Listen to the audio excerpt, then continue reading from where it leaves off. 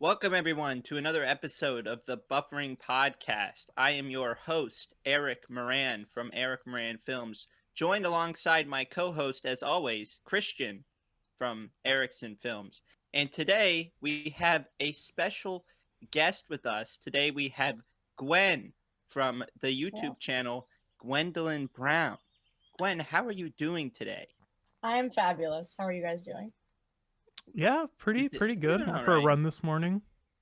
Love Oh, that. wow. Love that. And you guys go Uh, to the same college, correct? We Yes. we do, yes. We go to the same school, and I think I remember at the beginning of like freshman year, you like put these advertisements on Facebook about yourself, trying to like make friends and find roommates or whatever. And I think I put down my YouTube channel, which was kind of cringe, but I also thought I was like, yeah, maybe some people find it interesting. I don't know.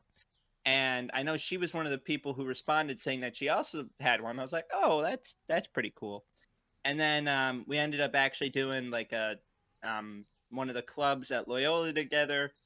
Um, so yeah, but I guess the interesting thing is that her channel um, is very like kind of niched, and we're gonna kind of talk about that today.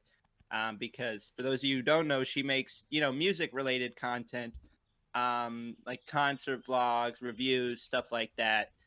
So I guess let's kind of start with the very beginning. Why did you ultimately create your channel, and did it start with like doing the music kind of stuff? It did not start with doing the music stuff. I started it back January of 2014. Hmm. So little 13-year-old me. And I'd been making videos for pretty much my whole life, like webcam videos, and I was like really young. I mean, I've loved to edit since I was very young. And it definitely did not start out like music related. It started out basically what the trend was during that time. That era of YouTube was very like challenge based tags, Yep. talking about things like awkward moments and like things that are just going on in your life. And so I just kind of I didn't know exactly what I wanted it to be in the beginning, so I just copied like my favorite YouTubers who at the time were like Gen X Pen, like O2L back in the day when that was popular, people like that.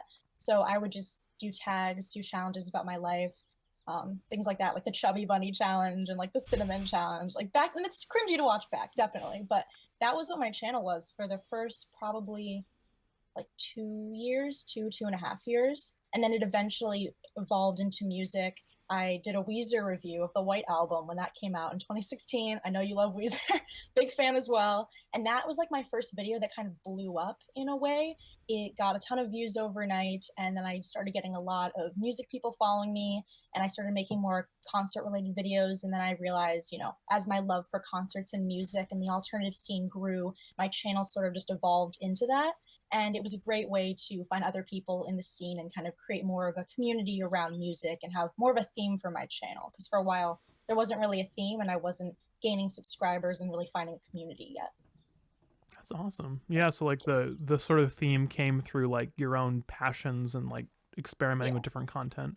I think it's Mm-hmm. nice when it happens like that instead of like going out there with like a sole intent of making one kind of video and like Mm-hmm. yeah, I think Eric and I have had similar experiences with like our content becoming what we were interested in at the time and now it's staying somewhere. Yeah, it's very And organic and it's fun looking back at the evolution. I think of all of our channels. I think it's just as a yeah, creator, it's fun to look at the evolution, how things change over time. For sure. yeah, I did the Chubby Bunny challenge. Did you do the saltine challenge? That was No, mine. I never did that one. I was good at that one. I never did Mhm. the cinnamon one because I was too scared.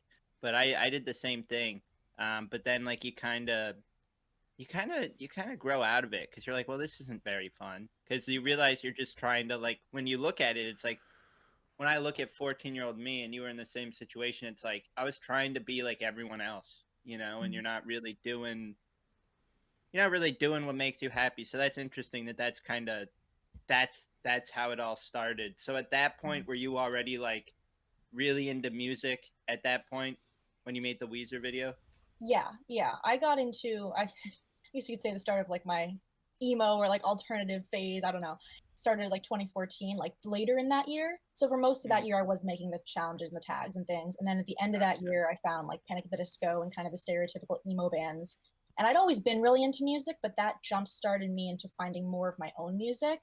and being able to share with others. And I realized I love to do that in person, so why not do that more online?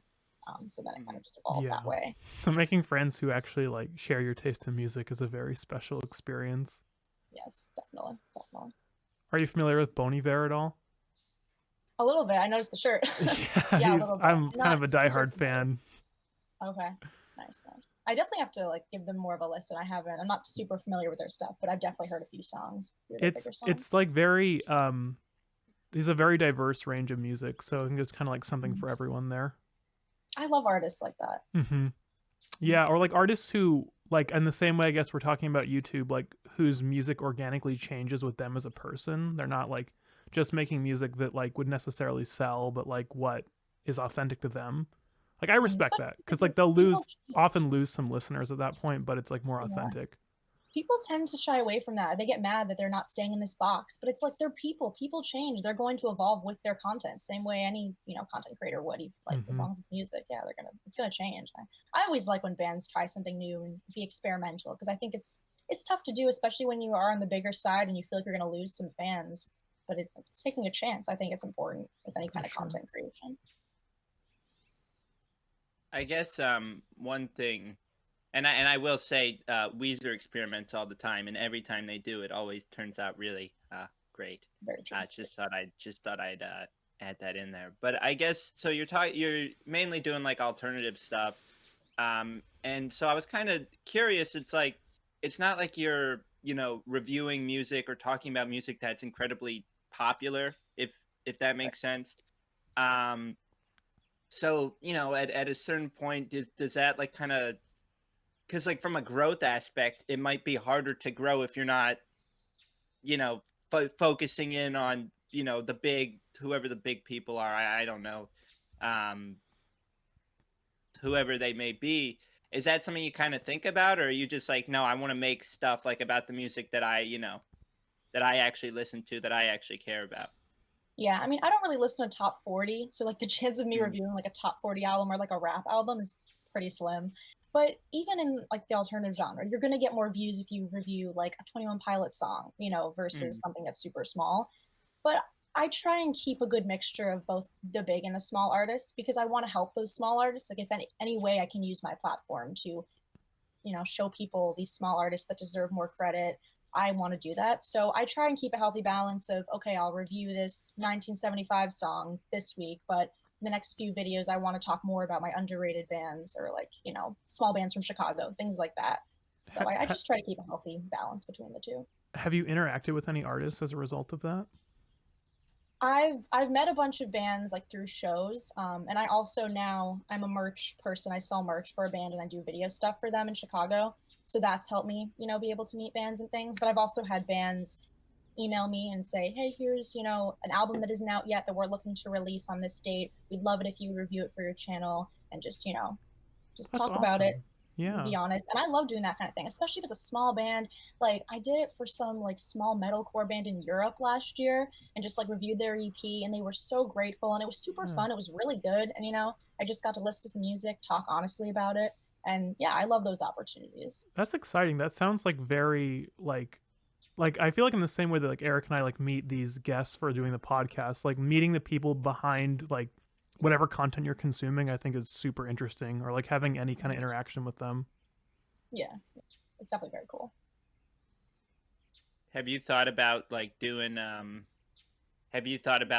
into interviews and doing stuff like that, or do you want to keep it like with musicians, I mean, or do you kind of like the direct, because right now you're at like a point where you can't go to concerts, and I kind of wanted to touch on that too, so you're probably going to have to think outside the box.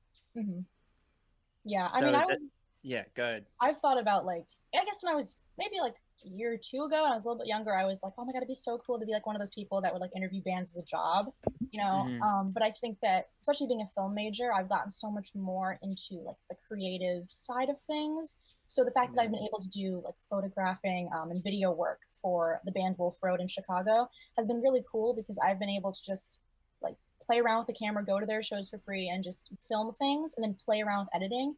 And I found that I think that could be a more creative and fun thing for Yeah. me to do, is create videos for bands and content. And it sucks because I was supposed to go on tour with them this summer, and I was gonna make like a tour video for them. I was gonna like try and just make a bunch of things and see what happens, you know? And just that's what I want to keep doing, is just trying to create things. I'm not opposed to doing interviews. I do enjoy like talking to band members a lot and learning about their music and the creative side of things. So I definitely wouldn't be opposed. But I think in the past 2 years, I've realized that I definitely enjoy like the creative side of things a bit more, which is hard to do right now, unfortunately. Well, Yeah. touring with a band for free and filming stuff does sound really fun. I was so excited. It was gonna be so great this summer. I'm like, I'm sad, but it'll happen Wait, eventually. how far? Like, where was it? Like, was it across the country? Or was it, like, It kind of was Midwest? it was gonna be like a Midwest tour. It was their Okay. first, gonna be the band's first full length headline tour with another band that I'm friends with as well. And it was gonna be kind of like a long weekend kind of thing, like 4, 5, 6 dates around the Oh, Midwest. So they were gotcha. gonna go to like Milwaukee and like just kind of neighboring cities like that in the driving range type thing. Mm. Well, that's just like cool experience to just put on your resume or just to have in general. Yeah, and So just to add that to like, yes, like a resume of work of videos that I've created. yeah, exactly. Did you Mhm. have a lot of? I mean, minus the tour, did you have a lot of like concerts planned for like, you know, to actually like attend and do your video stuff there? Yeah, I did a recent video called the concert tag because I just wanted to talk about this because I like miss Yeah, talking yeah. about shows. And I talked about how like the summer is supposed to be great, like the tour, and then also, yeah, I was gonna go to the Hella Mega tour, you know, Weezer, Green Day, Fall Out Boy, like that was supposed to be amazing. And Sad Summer Fest, I was gonna go to that for the first time this year, which has kind of replaced Warp Tour, which I used to go to in Hmm. years past. Yeah, I had so many things. I had a bunch of like a lot of little shows and those big shows. I was gonna see Halsey again, like all these big tours. Yeah, it was kind of sucks. I had a lot of things. I was probably gonna hit my 100th show this year too. Like a lot of good milestones were gonna happen this summer. You've been to But 100 concerts? I probably would have been this if this year hadn't gone to shit. I probably would have been. I'm at 78 right now, Do so you I like probably would have hit wear it. like hearing protection at all when you go into that kind of stuff? Yes, I am Okay. a big proponent of earplugs. I Yeah. stand earplugs. Yeah, because I'm not trying to lose a percentage of my hearing after every show. I like So I had like a hearing loss thing like 6 months ago with my iPhone. Like I was playing the speaker really loud against my ear, and like now like my ear is like permanently not coming back to the way Oh it my was. Like I God. went and saw the doctor. He's like, yeah, I had like some friends in Iraq who had the same thing happen to them when gunshots were next to their ear. So like I'm very aware of that stuff now. Like it's scary because it doesn't come back. Like it doesn't. And Huh. people are yeah, like, "How about ringing it in your ear at the end of shows? Haha, so fun." I'm like, that's literally tinnitus. Like that is you losing a percentage of your hearing. Like yeah. eventually, if you keep doing that, yeah, you're gonna lose it. It's gonna all go Oh, away. I don't think I've ever worn a.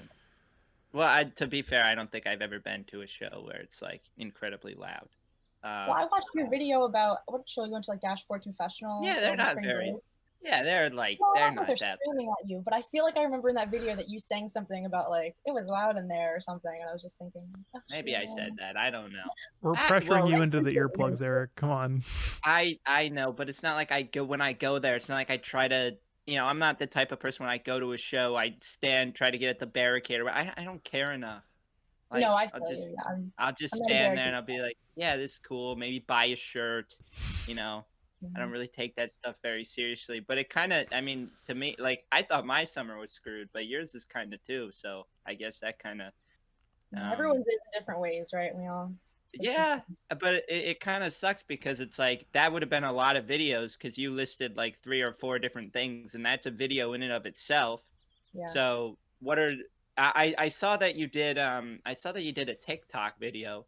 Yeah. So are you starting to like with this whole like concert thing, are you starting to try to experiment with maybe like other stuff? Is that kind of the goal or Yeah, I mean, it's hard trying to figure out what content to make right now because it's like A, I had all this really exciting stuff planned that I was exciting to film, and now B, I'm not only not in Chicago, but I'm also stuck at home in like a yeah. boring city in my house too, where it's like it's really tough to find the motivation and just kind of rewrite all the content that you were going to do for the summer, you know. And I think a lot of YouTubers are in the same boat, you know, bigger ones have talked about that it's hard to feel motivated right now. So I think it is a good time though to try and be like, okay, I have all these ideas, they're scratched. I have to accept that, but what can come out of this? Let me try new things. Let me do videos that I wouldn't think to do. Like the TikTok video, I didn't have that planned. I was like, you know what? Everyone's told me to get this app. I'm going to download it. I'll make a video of me experiencing it for the first time. and we'll just have some fun, and maybe something fun will come out of it. And I haven't downloaded, or I haven't deleted the app yet. So that You tells you anything. should. I'm kind of like, I know, I watched your video about it. And actually, my dad was like, the whole security thing, like, he mentioned everything that you were talking about. So I believe it. Yeah, I totally believe it. When you're listening to music, do you find that you have to really like, I guess, focus at times to really, I guess, enjoy music fully? Like for me, I find if I'm like really distracted, sometimes I'll have kind of a like mixed impression of like what is otherwise good music just because I'm not really focusing on it. Like I find for me when I'm doing like critical listening, I really try to focus on like the lyrics and the stuff that I think because of like headphones and stuff now, a lot of us are used to like really passively listening to music, which isn't a bad thing, but I feel like if you're reviewing music, I imagine you're a little more like critical with how you're listening. Yeah, I definitely like, I'm not the type of person that like the day an album comes out, I can listen to it once and all of a sudden have a review up. Like I don't know how people do that genuinely. I always say that, my reviews tend to come out a month or two after the album comes out. And sure, I'm not going to hit as many views as I would have when the album had come out, right? If I do it the week of. But I just don't want to give like a false review because it does take time for me to come up with my thoughts. I need to let it marinate, is what I always say. I need to listen to the album for like at least like 2 weeks for me to really have a solid thought about it. And not only just the album, but then compare it to the rest of the artist's discography and see, okay, are they maturing? Do they experiment with things? How are they changing? Like I definitely need time to just think about it and take notes. So if I'm like taking notes on an album to review, I will just listen to it, pause it every now and then, take notes on the lyrics, the background. Like I will just totally, focus in and really listen to it. And I think that's a really good way to listen to music sometimes. And I tend to, I won't miss things. I will really realize, oh, these lyrics are good and things like that. Do you have a lot of experiences where you're only able to listen to certain music when you're in like a certain mood, like enjoy certain music in certain contexts? Like, cause for me, like there's certain music I only listen to when I'm in a certain mood, and like other times I like hate it. But I don't know. Like, I imagine in your situation, like you're trying to be a little more objective if you're like giving a review on music. Yeah, I mean, there are probably certain songs like certain really deep bands like spoken word stuff like La Dispute, who I really wouldn't listen to on the daily. That's more of like a kind of a deep emotional type state you want to be in. But I think a lot of like, genre wise, I can pretty much listen to any genre any time of the year. I would say I've realized the past year that like in the winter I listen to way more hardcore, and like in the fall and the summer I listen to a lot more pop punk because it's just like a Mhm. different kind of mood in the air. You want that more like pep in your step versus in the winter it's sad, it's cold, it's dark. I just want to listen to hardcore and be mad. So it's like I don't know, I find that a lot, that it kind of comes and goes with the Yeah, weather. for sure. No. Hmm. That's that. I see. When I listen to music, I just don't even like. I don't like think about it. Like I think I was kind of doing what like Christian says. It just kind of like plays in my ear, and I'm like, oh, this is cool. Like I don't like sit there and try to like see the meaning or whatever. I don't really care. My thing is that if it's catchy, I like it. That's why like pop punk is good because I just like it because it's just like, it's just like all this catchy stuff, and I'm like, yeah, like Blink 182. Hmm. It's like the songs don't really have that much substance to them, and it's just like them screaming about how they wish they were young again or whatever it is. So I don't know. It's interesting to see that. And I remember, I think it was freshman year, you had told me how like when you're doing these videos, you like write out a bunch of stuff or whatever. So what's like the preparation like when you're like, you mentioned how you'll listen to an album for like a couple weeks or so, but what's the other preparation going into these types of videos? So I'll listen to it, like I said, for like a week or 2 weeks or a month or whatever. And then when I feel Hmm. like I'm familiar with it enough and have some general ideas, then I'll sit down and like do all the notes for the video. So I will basically talk about every song, even if it's brief. Some songs, might be more in depth than others, but I'll list out all the tracks and then I'll just go track by track throughout the album, and I'll pause it through. And if I need to make a note, I don't want to, miss something, and I just really like analyze the album. I don't do it more than once. If it's time to actually write things down, I will do it once and go through it, take note of transitions between songs I think are really cool. And once I have my notes down, then it's pretty much time to film and just go through the notes and talk about it essentially. Hmm. That's awesome. Yeah. Do you have If it's like a reaction, then it's like I want to, like I do a lot of reaction videos as well. That's more like, okay, maybe I'll listen to some of the band's older stuff that day but then I've obviously just react to it and kind of get my real thoughts come, during those seconds as I'm listening.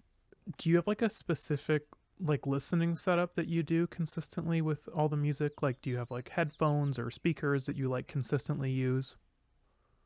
My headphones right now, they're not here. They're in storage in Chicago, unfortunately. Mm-hmm. But I will use those a lot. I will use like my Beats pill, so it's good quality speaker. At home, I have my record player here, which is really nice because I don't have that in Chicago. I don't bring that with me, so that's really fun to be able to listen to records. And I have a really nice record player from the '80s that my grandpa had, and he didn't want, so he just gave it to me. And some really nice speakers to go with it. So my music setup at home is very nice in terms of like records. So I try to take that time when I'm home and listen to my vinyl and really appreciate it. But when it's new stuff, I just really like listen on Spotify, listen with my earbuds or AirPods or just through a speaker. But if it's the albums that I really love and cherish all the way through, then I'll just put something on vinyl.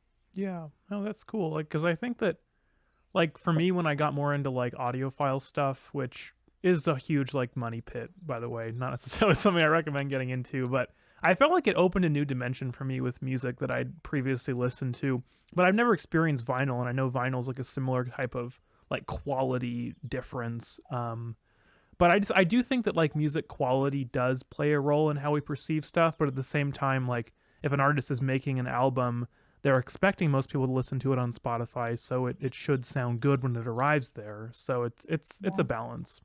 It's really interesting. I don't know, over the past few years with this like actually very high quality record player, if you have like a Crosley, no hate to Crosleys, but like you're not getting what it actually should sound like. You're getting a very compressed version of things. Not like the turntable isn't straight. Like it's just, you're not getting a good sound. But like I've had albums that I've gotten on vinyl, and I will literally like it's like the room has opened up and everything's shifted. I will hear Yeah. things that I could not hear on Spotify, and it's Mm. like amazing. And some Mm. albums, do that more than others, but it's just incredible. And it is kind of, I don't know, it's interesting to think, like you said, like they're expecting that most people are probably going to listen to it as an MP3 and as a compressed file. But I mean, vinyl has gotten more popular in the past few years, Mhm. so it's interesting when you hear things on vinyl that you didn't even know existed listening through Spotify. And if you're into streaming, I really recommend Tidal for streaming. That's a service I use, and their student discount brings it down to 10 a month. It's usually 20, but that's lossless streaming, so it's a cool like experience to have like the streaming quality coming through at like what is more similar to something like vinyl. Obviously not the same, but it's cool that we have that ability now. Because in the past, people would buy these like they'd buy individual files online that were like very expensive because they were lossless, and it seems like that's becoming more of a thing of the past. Yeah, it's cool to see where it's all come, and like cassettes are back. Like I find it so funny when bands sell cassette tapes at shows. I'm like, that's just gonna fall apart in 20 years. Like at least a vinyl is, known for staying together and staying in great shape. But I don't know, I kind of find it funny that that's coming back. But it's Yeah. interesting. This may sound kind of like dumb, but I genuinely thought that people didn't actually really like use vinyls. Like I have one, and it's a Weezer one, and I bought it because I like the cover. Yeah. So I don't know. Like I was like, man, people actually use like record play. Like I don't even have a record player. So I don't know. So like you actually take it out, and you I do. actually I listen take to it it. out. Yeah. That fascinates me for some reason. There's streaming platforms, right? Yeah. I'm Yep. just kidding. I don't know. Okay. It's funny because there's also all of these like vinyl subscription services, that super Really? popular now, but like the last year, 2 years, everyone that kind of was in the same sort of YouTube category as me would do them. And I'm like, I just don't want to gamble $40 a month for music that I don't know if I'm gonna like. Like I'd rather listen to it on a streaming service first, and then if I love it, I'll get it on vinyl because I love the art, I love the way it looks, I want it in Yeah. that big, format. But I had there was a company that did send me some records for free to unbox and Wow. react to, which was fun. But I'm like, I love you guys, but I wouldn't actually pay for this because it's a gamble. I don't know. It's expensive. Vinyl is not cheap. So Yeah, no, I remember mine was like it was just $20 just for like the thing, and I just put it in the background of some videos, and that was kind of it. And I wouldn't imagine like you just do it like if it's a band that you really like or an album that you really like, that's like pretty much, or you're getting it for free. That's kind of the only case you have. So how many do you have? probably around 40 or so. Oh my God. Including some that my dad has given me too. He gave me some Psychedelic Furs albums, some Ramones repressings and things like that. But I'd say probably around 40. And most of them I bought, so it's not a cheap hobby. How But do you display? Do you have like a display, or do you just put them all in I like have a like these crate? cubes. So I have like there's these two cubes that are next to each other that my record player then sits on. So it's like a table with cubes. And the records perfectly fit in there. So they're kind of under the record player, if that makes sense, in these little cubbies. So This fascinates me so much, and I I'll don't send you a really think. photo. I'll take a photo later. I'll send it to you so you can see. Yeah, send it to me, and I'll make it the thumbnail of this.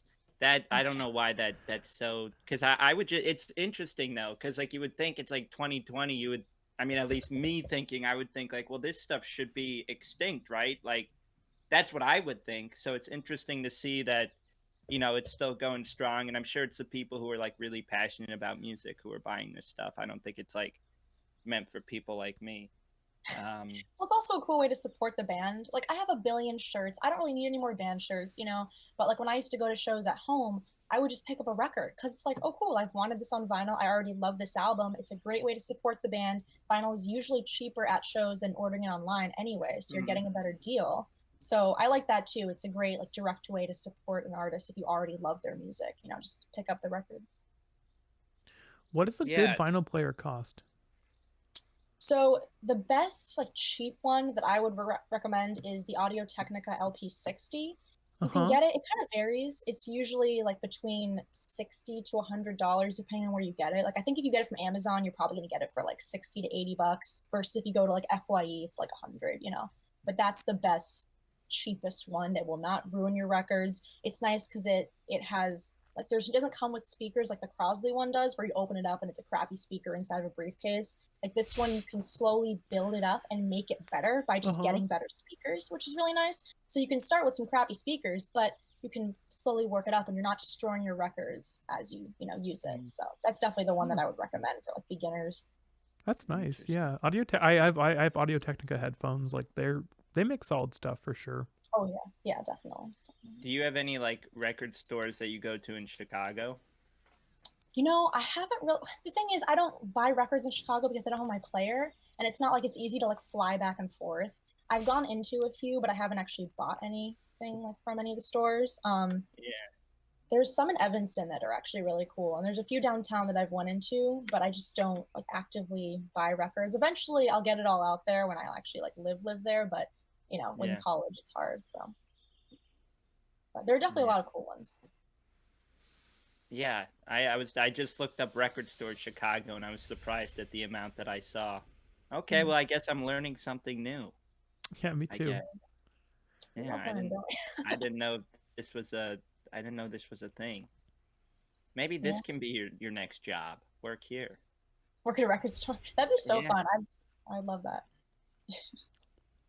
So with the band shirts, you have 40 of these vinyls. How many of band shirts do you have? Rough Oh, I don't estimate. know. I did a band shirt collection video and it's probably outdated now. It was like maybe 2 years ago. But I stopped my band shirt like collecting to like a max. I used to want so many band shirts and just like crew necks and hoodies and all this stuff. And now I'm like, I need to stop. I don't have enough room for them. So I don't really buy t-shirts at shows like I used to. I wouldn't say like a crazy number, probably around the same number as the vinyl, probably between like 30 and 40 like pieces, including Hmm. like signed hats and like hoodies and other things, not just shirts. So Yeah. I think I have like four. Yeah, I have 3. So, Oh, wait, I probably I have went. too many, so it's okay. Like Yeah. this is not Uh, aspirational. well, but then if you replace band shirts with like Chicago Bears stuff or like sports stuff, I think we would be about the same thing. So it's Exactly. like Yeah. Factor in the it's jerseys, right? Yeah, you're right. yeah, the jerseys and everything. Yeah, we would probably be at the same amount. But I'm And the trying hats to. too. Oh yeah, the hats and the hats and I'm trying to think because I Even went the to a pennant Bob. back there, that's funny. Yeah, it's kind of like at first, yeah, it's kind of unhealthy. So I think we both have this, you know, obsession, but just Yeah, with different things. yeah. I was trying to think. I have a Bob Dylan one, because my dad forced me to go to one of his shows, and I thought it would be really loud, so I brought like because I was like 12, and I brought like earplugs or whatever, and it was like the most mellow thing I've ever experienced. Oh, do you remember Hot Shell Ray? Or is that Yes, just me? Night to Night is a bop. Yeah, yeah. I Forever went a to. bop. That was my first concert as a as Great a first show. That's a good as video. as an 11-year-old, and I bought a shirt with their face on it. I bet I still have it. So That's a good old band. Yeah, I bop to them a lot in the summer. They got some good summer vibes, honestly. Like just old I school. heard they're back too. Really? That's what I've heard. I don't Okay. know. You should review who is it? Are you doing like, because I feel like there'd be a lot of views if you're talking like Jonas Brothers, if you're talking like stuff like that. Oh, if you make like One Direction videos, Harry Style videos, 100,000 views. But is that like something that you're not necessarily comfortable doing because it's not really like. I've always wanted to be like my, true self online. I've never wanted to put up a front or like pretend that I'm into something because I'm not. Like if I made 5 seconds of summer videos, yeah, I'd get a lot more views, but I'm not a fan of them. Can't get into them. Like and as my tastes evolve, like I don't want to pretend that I'm still as much into 21 Pilots as I was when I was like 17, because I'm not. And so I don't want to, just because I want to try and get more views, I don't want to kind of fake being a fan of something. Especially when like I have met my viewers at shows before and they're always like, oh my God, you're like yourself in your videos. Like you're not like you're acting like you would in a video. Like that's like the best compliment you can get, I think, because you know that you're being real and you're not, being fake online. So there are definitely things that if I made a video, about like the Jonas Brothers, I'm sure it would get more views. But I'm just trying to, stick to the bands that I like and also the little bands that I think deserve so much more love, I want to hear more about that. So you met some viewers in real life? Yeah, I've met. That's awesome. More here Eric than has Chicago. too. Like I've never had that experience, so I'm curious to hear about that. It's fun. I mean, yeah, I'm sure you can speak on it too. It's really cool. It happens, a lot at shows, obviously. I'm from the East Coast, so anywhere around here in like New York, Massachusetts, Connecticut is where I've met, people at shows and at festivals and things like that. Even at the mall one time, I was working and somebody walked in and was like, "Oh my God, you're Gwen from YouTube," and I was like, "This is weird." But it's really fun to meet people, especially because you already have that instant connection through music, especially if you're like meeting them at a show. You're like, oh, are you excited to see this band, or how did you like their set? It's an instant connection, which I think is so cool because that's what I've wanted to foster through the channel, is a community to talk about music. And people will DM me and we'll talk on Instagram about bands and things, but meeting someone in real life is always really cool. So it's definitely a fun part. And it doesn't happen too often, but when it does, I think it's really cool. For sure. No, that sounds like, well, especially because you do music stuff, so it's like gonna be, like you said, a shared passion. Like that sounds really cool. Like I'm excited about that in some ways. I guess be a little nervous too, just because like that whole parasocial dynamic, but that's exciting. That definitely sounds like a really interesting experience. Yeah, and I've met people when I'm like being my spazzy self. Like I was at the Warped Tour 25th anniversary Atlantic City big festival last year, and I had just seen one of my favorite bands play on like a small stage, and I just grabbed the set list. So I'm running around freaking out on the sand because I got this set list. I'm like, woohoo, amazing. And then this girl stops me as I'm running around. She's like, oh my God, you're Gwen. Hi, can I get a picture with you? And I was like, I'm sorry that I look like I'm crazy right now. Like they're seeing me in like my, concert state where I'm like freaking out over a band. But they're like, no, you're just being you. Yeah. We expected this, So it's fun to meet people in those situations. How do you feel like for being on camera, like for your videos, was that something you had to kind of learn to be more comfortable with, or was that something that was consistently like easy for you to do? I think if you were to go back and like watch, and I've done, reacting to my old type videos before. If you look at, my first few videos, I was doing what people were doing then, which was to jump cut after like every phrase. And it's like, that does not look natural, or but that was the thing. And so I think that I didn't really know who I was. And I think this goes back to why, if you are a YouTuber at 14, you're doing what other people are doing because you don't really know exactly who you are yet. You're still finding yourself, so you tend to just kind of copy. So I think that as I went further into my YouTube channel, I got more comfortable on camera and got more comfortable being me, and then wanting to make videos about things I actually enjoyed and was able to be more creative. And in my most creative videos, I think that's when I'm myself, and I think that's true for a lot of creators. For sure. Yeah. But I've gotten pretty comfortable on camera. Like it's been years, you know, I'm always vlogging. I'm always that person vlogging or whatever, you know, talking on camera. Like I said, I had a podcast last summer, so I love just talking and creating content. And I have a radio show at Loyola, so I like talking on air. Like that doesn't really scare me, you know, so I've gotten pretty comfortable with it. Yeah, no, I feel like most of us in YouTube probably have that to some extent, but like I don't know, for me, like I've always been really comfortable on a microphone, but like being on camera I still feel awkward a lot of the time. Like I have to really kind of get into it. Like I don't really even know why, but I know it's that way for certain people as well, like on YouTube. Like just being on camera, talking to the camera feels weird, but like I get that it gets better with time. Yeah, I think for me, actually, like this happened a lot 2 years ago after I graduated high school. Like there would be days where I would not feel like myself off camera in a way. Like I just, you know, you're kind of in your own head, you're having a bad day, and I'd turn on the camera and make a video, and suddenly my actual self would come out.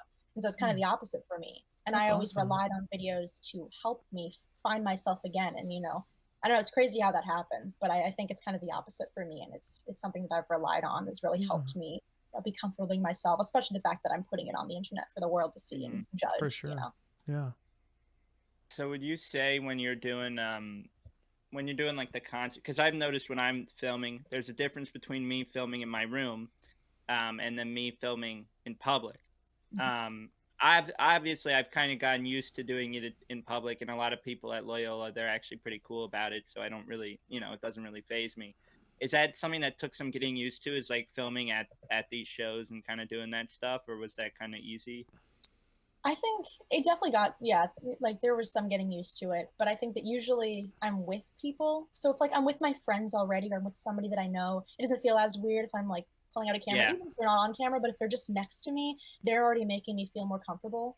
So I don't know, like if I go to shows by myself, I don't tend to like film myself being like, yeah. all right guys, just watch this set. Like, you know, I'll just film the set and I'll talk about it when I get home later. But a lot of the shows, especially like last summer, I was going on road trips with friends a lot to see shows, and there's just good vibe with them. So that creates a good vibe on the camera and doesn't seem as weird to be talking to a camera, you know, It with your is. friends It at a is show. kind of weird. I did that at a Jake Paul concert. I would like film my reactions, and people were giving me stares. But then you realize, like, it doesn't like what it doesn't really matter. Like people Yeah. they don't really care. Like they might focus on it for like a second, but it's not like a couple days after they're gonna be like, "Ah, remember that loser at the concert who was like filming themselves?" It's like no one really cares about that. Oh, you're just Um, having fun. yeah, exactly. And then you get like some cool video because that's probably one of my best videos is I was recording my reactions to Jake Paul's really good. He makes really good music. If you're looking for something to review, Oh yeah, yeah, yeah. yeah. What was the So, big song that he had? it's Everyday, bro. Oh yeah, Yeah, right. it's a good. Yeah, it's a good song. So maybe if you want to like react I'll to review that, that or 100%. Yeah, I mean, you're kind of at like a point where you don't have a lot of content. So I mean, right. And why don't you give people like? Have you thought about? You should do like. I mean, obviously it's up to you. But have you thought about doing stuff like reacting to like like a lot of YouTubers try to do music or whatever, like like kind make of music. reacting? Well, like Yeah, how like whenever like someone gets big on social media, whether it's TikTok or YouTube, they automatically are like, oh, now I'm qualified to make a song. right. I can sing now. Yeah, I reacted to YouTubers' songs or something. I bet that. See, that just sounds like something that would get views, but then also it's like I don't know. That's not a bad idea. Honestly, I might write that down. That could be kind of fun. Like, I'm not opposed. Credit me though, I will. Yeah, I will. and put me in the top of the description. Be like, this was all Eric's idea. And give me I'm like a running out of content. This I had to rely on other people, but this yeah, was a good idea. exactly.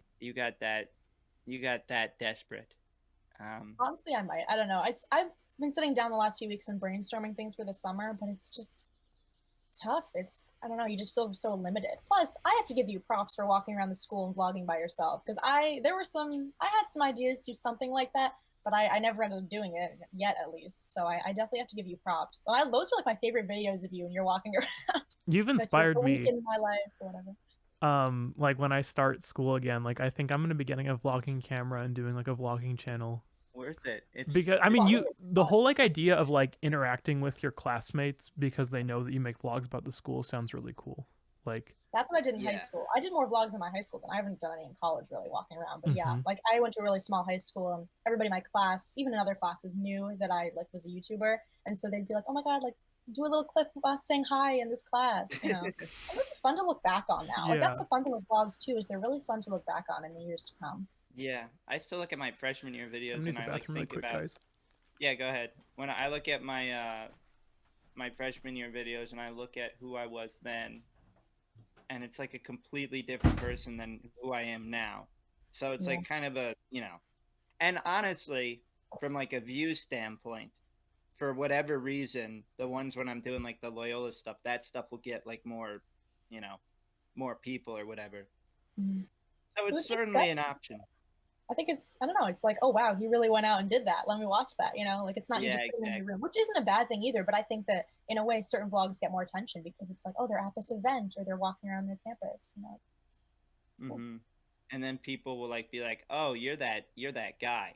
Like what the experience that you were saying with like the shows and like people recognizing you from shows is literally like the experience I have, but just when I'm walking around school going to class. Yeah, that's Um, crazy. Like, and won't people like knock on your door or leave notes or something? that's happened before.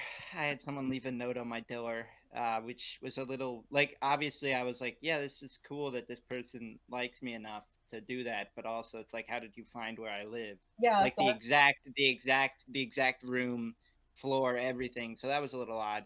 But a lot of it's very like casual. It's just like students will be like, they'll just call me YouTube guy or Eric or whatever, and then it's pretty fun, I'd yeah. say. No one wants a picture or anything because they realize I'm just like a regular student. Yeah, that's the well, um the picture thing for me has only happened maybe like 3 or 4 times. Like, which I always I think is think, weird. Especially I always look bad too. I'm like, I'm sorry, I don't know what to do. Just throw a peace sign. yeah, I'm really awkward. yeah, I think I've been asked, like, it's at VidCon where people ask, and that's happened like once or twice, Mhm. and like I'll just go like, you know Right in the and I, background, you don't know what to do. yeah, because like you're not used to it. It's like kind of like not, it's not really like a natural thing, but you'll get used to it as it grows, I imagine. And then you go to more shows and you have more people. So Mhm. is that something that like I didn't know that. Is that something that happens a lot at shows? Or like You it's kind of recommend? like a one. Yeah. More so Like, here. Like in Chicago, it's starting to happen more often because now I'm, you know, kind of getting known in the scene there. But the scene is also a lot bigger there versus like in the East Coast, like the Albany scene is pretty small. Um, and like even the Massachusetts scene isn't crazy big. So it definitely happened more around here. Like I was at Warped Tour in Massachusetts 2018, and when you crowd surf, they make you, there's like 2 stages next to each other, and when you crowd surf and then they catch you at the front, they make you run through the opposite part to like get back into the crowd. And I was running through and like everyone's like high fiving you, like woohoo. And at the end, I'm running and I'm just crowd surfed. So I'm like, woohoo, that was so fun. And somebody stops me in the crowd and they were like, oh my God, I recognize you. I watch your videos. I was like, this is so random. Like, you know, like that kind of thing. Like after crowd surfing in the middle of a set, like not even as you're walking around, you know. So mhm. it's weird, but it definitely happens way more on the East Coast than in Chicago. Crowd surfing terrifies me. It's really fun. Highly recommend. So do you do the thing? Have you like gotten to the part where like you get to the stage and then you dive off the stage? Yeah, stage diving. Yeah. Yes. The venues with Yes, no that's barricade where you can stage dive is, yeah. I guess it depends on the show because some you're able to do that, others you can't. yeah. Um, yeah, that just scares me. I just That don't. scares me too. Yeah. It's It like depends I on the like crowd. Like you got to feel yeah. out the crowd. If the crowd is doing weird things and they don't look like they you can trust them, then I would not do it. I would not recommend. I don't do it at every show. I kind of feel out the crowd first. I've only been to one show where people were like crowd surfing, and that was it. That was who was it? I went to this punk rock show. Who the Bouncing Souls, and great punk rock band. But they like when you have these bands, they bring out like these other the opening acts or whatever. No offense to them, but it literally just sounded like someone was screaming into a microphone really loudly, and the band was trying to play over the singer screaming really loudly. That's at least what I thought it was.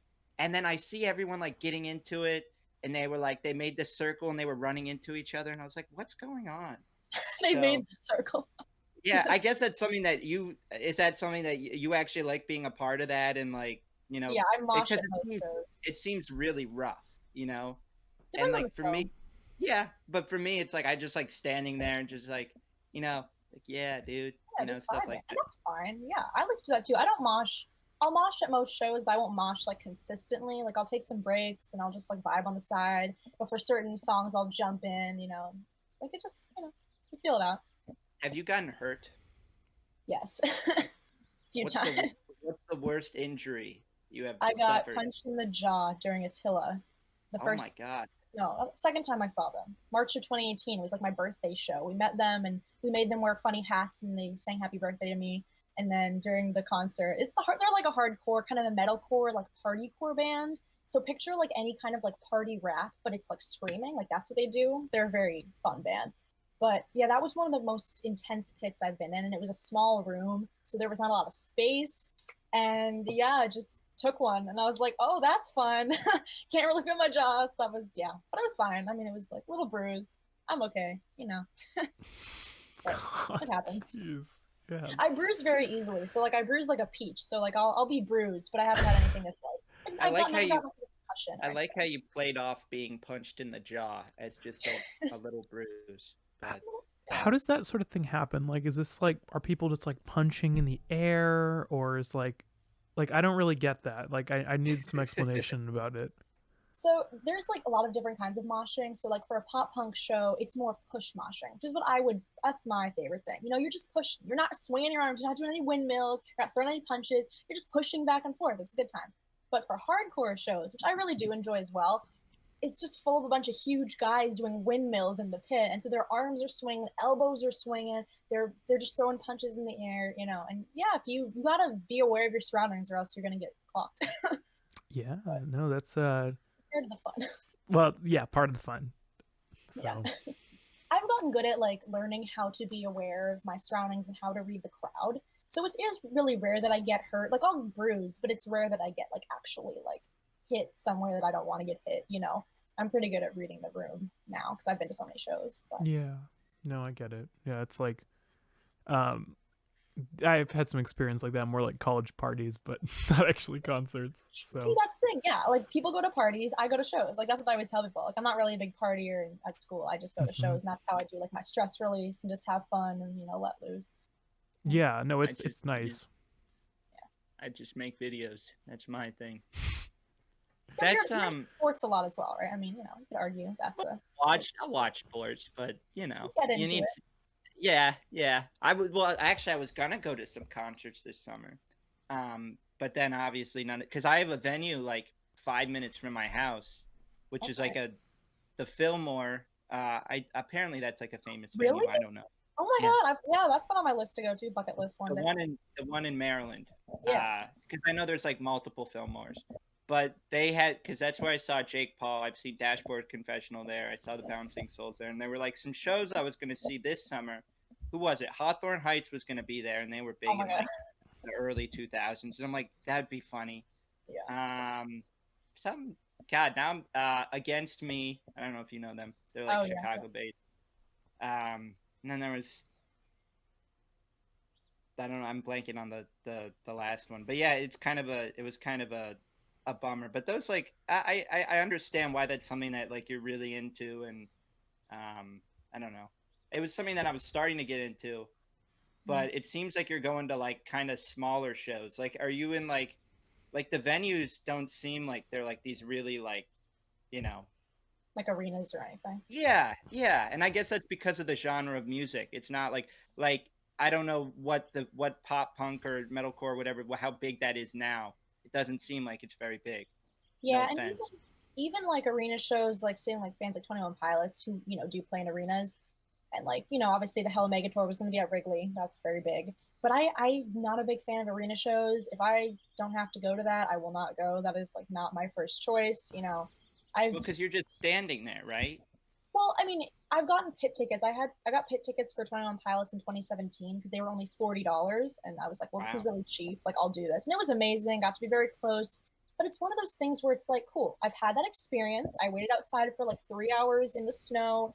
I got third row. Cool. I can cross off my list. Like, I don't ever want to do that again. Like, I have no interest in buying an arena. Like, if they come back to like the United Center, I really don't have an interest in going because like I've seen them. Like, they came to the Aragon Ballroom in December for like a little one-off show, and that was so fun because it's just a huge room, and it was still expensive, but it wasn't an arena, so you're getting more out of it. and people are like, how do you go to so many shows? And most of my shows are between maybe like $10 and $20. Like I would say like 80% of my shows are very cheap.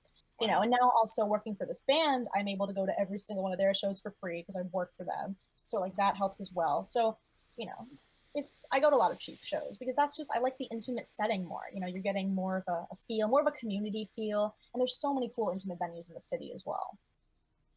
I kind of want to like go to one of these and just see what it's like. Do it. Like they're so cheap. Like I will drag my roommate along. I'm like, girl, I'll pay for your ticket. It's like $10. Come with me. It'll be fun. You'll have fun. Like, yeah, it's fun. Okay, so you offered to pay for a ticket for me. Okay, sounds good. Sure. Yeah, once all this is over. Yeah, you pay for a ticket. I go, I do my thing, You just stand on the side of the whatever. Yeah, you film it.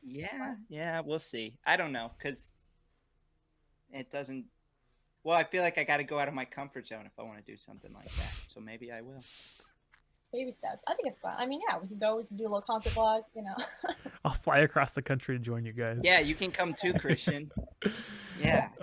No, that actually does sound nice though. Like, I've literally only been to one concert in my life, and it was a Bon Iver concert. Yeah, last year. I'm sure that was great though. It was amazing. I mean, he's I think especially now because he's really like, his old music was like very depressing. He was very depressed, and he's now like come a huge or he's made like a huge progress in his own like mental health journey. So he's a lot happier now. So like the way he performs is he's just incredible. Like he's an amazing artist for anyone who hasn't heard his music. Like, and so seeing him, that was like to have one concert in my life to have gone to. I'm glad it was that. Yeah, I try. I mean, it's fun being in the city and having all these opportunities to go to so many shows. Like there's something every weekend. But I do, like I will try and branch out because they're so cheap. But I also I'm not trying to go to every single one. I mean, I have friends that in college and they're like going to like Wisconsin every other weekend just to see multiple dates of a tour. And I'm like, as much as like that sounds like it's so fun and I wish I could do that. Like, I also have a life, school and stuff. So I try to, keep a healthy balance of concerts and also like obviously school and like other things that are important, It's there's other things I wish I could go to, but you gotta prioritize a bit. And I don't know if you guys already touched on this, but is this kind of way of concerts operating gonna be like a thing of the past now, just like with the new world we're living in? Maybe not forever, but for a while. I mean, obviously none of us here are health professionals, but like it's going to be interesting to see if that is something that is permanently changed in our society. Just this idea of people so close together and like a huge group of people. Yeah, it sucks. I don't know. I mean, it's part of the phase 4, right? In every state, it's the last phase is the entertainment side of things, putting shows and stuff. And I don't know, there's an argument that it's like, okay, well, arena shows won't happen, but if it's like a 200 capacity venue, then like, cool, that can happen. And I find that really stupid because it's like, it's still people coming together, whether it's 40,000 or it's 200 people. If one person has it, one another. Right, and they're all going to go and see their families. Like, it just doesn't, that whole capacity thing doesn't really make sense to me. I think either go all in and have them or just don't. And I mean, yeah, I'm hoping, I don't know, things have gotten postponed to the fall. But I doubt that's going to happen. I don't think that's going to happen. I think, obviously, Riot Fest is going to get canceled. They haven't announced it yet, but that's not going to happen. You should just cancel at that point. Like, I don't, because I think I was going to see one band and they're like, push it to August. And I'm like, that's not happening. No. It's like, it'd be like August 2021, but. Right, and that's what a lot of summer tours have done that. They're like, we're just going to push it to summer 2021. And I'm like, you know what? That's smart. Like, don't get my hopes up that it's going to happen in the fall. And like, I don't know, I've kind of just written off this year concert-wise and just accepted it. Like, you know what, won't be any more shows this year, most likely. Start new year fresh. And it probably won't be like January. I'm assuming maybe like later in the spring, maybe this summer. Like it does suck because, we're all kind of getting more into, like Eric said, you're going to more shows in the city and stuff. And it's kind of a sucky time for this to happen, but I don't know. You just kind of have to accept it. I think what's really sad is seeing a lot of venues, especially in Chicago, having to close their doors during this, because it's been 2 months, and like venues that have been there since like the 80s that like my dad has gone to, and like things that are closing. It baffles my mind how some of them aren't able to survive this, or they're doing GoFundMes. And it's really sad seeing these DIY venues or these venues that have been around like Wicker Park and these, historic areas having to close their doors. And bands have relied on having shows there for years because it's small, it's cheap, and it's, I don't know, stuff like that I think is the real downside of all of this. Yeah, it's a very scary time, like, for the whole world. And it's just interesting, like, on this show we've been like seeing how different people are affected in different ways, different niches, and like people who make gaming videos, for example, like literally nothing has changed for them, you know. But like it's without getting too into it, for because the listeners aren't here for that, it's just it's going to be interesting to see what this next year or so, how this ends up turning out for the world. Yeah, that's why. And I try to support the local artists. You know, the big guys are gonna make it. The big artists are gonna make it. They'll be fine. Their $50 t-shirts they'll be fine. You know, but like the small artists that I know and love, you know, those are the ones I'm worried about. So, what's the best way to support a local band? At this point right now, either to buy their merch, you know, if they have a merch website, you know, buy a vinyl or buy a shirt or something. Or a lot of them have been doing like GoFundMe specifically for the crew, which I think is cool. Like if the bandmates are a bit bigger and they're okay, like bands like A Day to Remember, Dance Gavin Dance, bands that are on the higher peg, you know, they're more popular, but their crew isn't obviously able to work right now because the tour is getting canceled. They've been making like crew shirts, like Dance Gavin Dance crew supporter, where you can buy and the proceeds go to the crew, which I think is really cool. So I think that's important as well. Because they do all the work behind the scenes. They're doing the lighting, they're doing the sound, they're bringing all the stuff in. You know, it's a big job. Yeah, no, absolutely. Hopefully at some point they'll be able to return back to their normal jobs. But yeah, well, we've gone for our hour here, and gotta say thank you. It was a really exciting interview, I think, especially because we all have some interest in music, but obviously you're actually doing a channel based around that. So it was a very, very interesting perspective to hear on it, and we really appreciate having you on. Thank you guys for having me. Yeah, I was excited when you guys first, announced you guys are doing this. I think it's great. Podcasts are super fun. I know a lot of people that are creating ones around this time because, it's a good time to talk about things, distraction, entertain people, and it's keeps your social skills from completely just plummeting, which is... right. I know it does. Yeah, I need to FaceTime people more. Yeah. But anyway, if you guys were listening to the recording, thank you guys very much. Until next week. Thanks.